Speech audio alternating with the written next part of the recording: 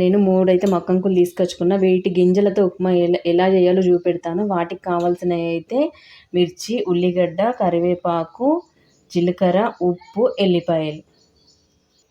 First అయితే వీటి పొట్టునైతే తీసుకోవాలి. మరీ ముదిరినవి కాకుండా మరీ లేతవి కాకుండా ఇలా ఉండాలి. ఇప్పుడైతే ఈ మీసాలనైతే మేమైతే మీసాలు అంటాం. వీటినైతే మొత్తం తీసేసుకోవాలి క్లీన్గా. ఇలా అయితే ఒలుసుకోవాలి.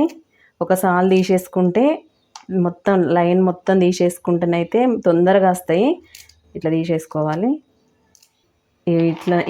ఇట్లనైతే ఉండాలి. ఎందుకంటే బాగా లాతగా ఉన్నా కూడా మంచిగా ఉండయి, మరీ ముదిరినా కూడా టేస్ట్ రాదు ఉప్మా అనేది. ఇగో ఇలా తీసుకొచ్చుకుంటే బాగుంటాయి. ఇలా మిక్సీ పట్టుకోవాలి. వాటర్ అయినా పోసుకోవద్దు, కచ్చాపచ్చగా పట్టుకోవాలి, మెత్తగా పట్టుకోకుండ్రి. ఎందుకంటే మళ్ళీ ముద్ద అయిపోతుంది, ఉప్మా అనేది సెట్ కాదు. ఇలా పట్టుకోవాలి. చూడండి. ఇప్పుడైతే ఉల్లిగడ్డ కట్ చేసుకున్న, మిర్చి కట్ చేసుకున్న, ఎల్లిపాయలు కచ్చాపచ్చగా దంచుకోవాలి. మన కరివేపాకు కూడా సన్నగా కట్ చేసుకొని పెట్టుకోవాలి. ఇప్పుడైతే నేను ప్యాన్ పెట్టుకున్న. ఆయిల్ అయితే ఈ ఉప్మాకి కొంచెం ఎక్కువనే పడుతుంది. ఆయిల్ అయితే వేడైంది. ఇప్పుడు ఉల్లిగడ్డ, మిర్చి,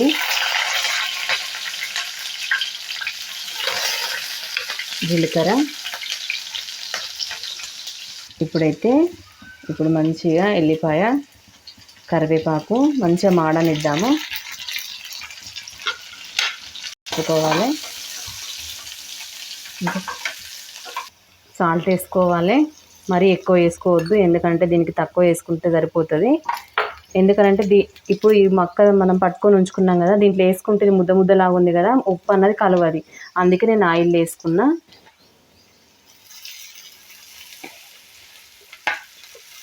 ఇప్పుడైతే మంచిగా కలుపుకోవాలి.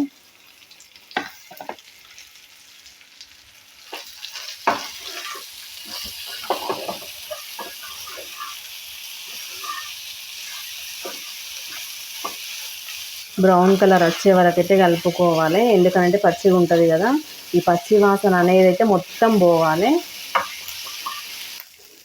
మొత్తానికైతే ఎల్లో కలర్ పోయి ఇలా గోల్డెన్ కలర్ వచ్చే లోపు అయితే సిమ్లో పెట్టి వేయించుకోవాలి. ఎంత గోలితే మనకు అంత టేస్ట్ అన్నది వస్తుంది.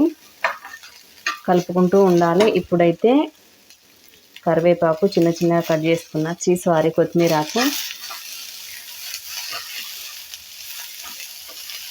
అంటుకోవద్దు. చూడండి, స్మెల్ కూడా మనకు మక్కలు వేయించుకున్నప్పుడు ఎంత మంచి స్మెల్ వస్తుందో అట్లా వస్తుంది.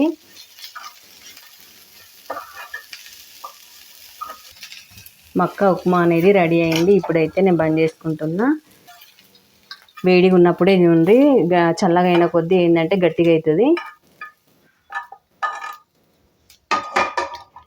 వేడిగా మక్క ఉప్మా రెడీ.